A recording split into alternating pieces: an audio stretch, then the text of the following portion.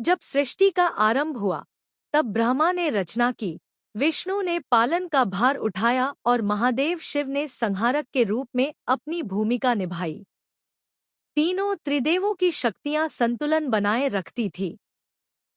लेकिन समय समय पर असुर अपने अहंकार और शक्ति की भूख में तपस्या कर देवताओं से वरदान प्राप्त करते और संसार को संकट में डाल देते। ऐसी ही एक कथा है भस्मासुर की। अध्याय 1। भस्मासुर का जन्म और तपस्या।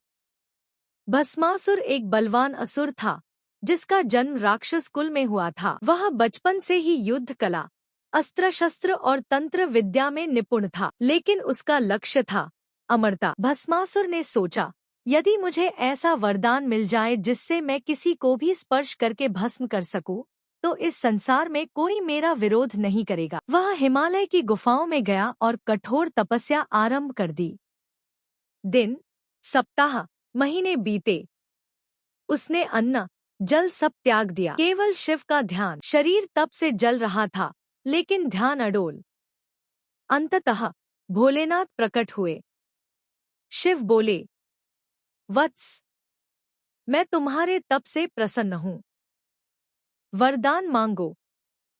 भस्मासुर ने तुरंत कहा, हे महादेव, मुझे ऐसा वरदान दीजिए कि मैं जिसके सिर पर हाथ रख दूं, वह तुरंत भस्म हो जाए। शिव मुस्कुराए, उनका स्वभाव ही ऐसा था। वे शुद्ध हृदय से दी गई भक्ति को कभी टालते नहीं थे।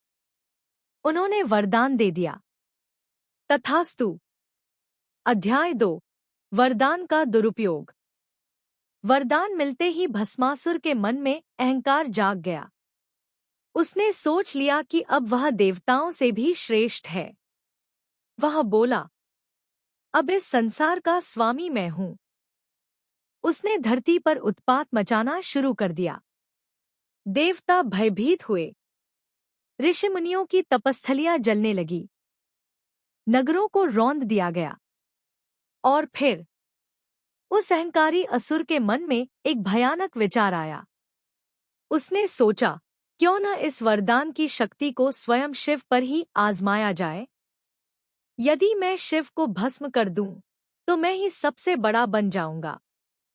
अध्याय 3। शिव का पलायन। भस्मासुर कैलाश पर्वत की ओर बढ़ा।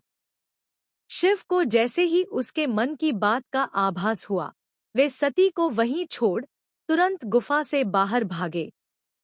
भस्मासुर ने उनका पीछा किया। संपूर्ण ब्रह्मांड में एक विचित्र दृश्य था।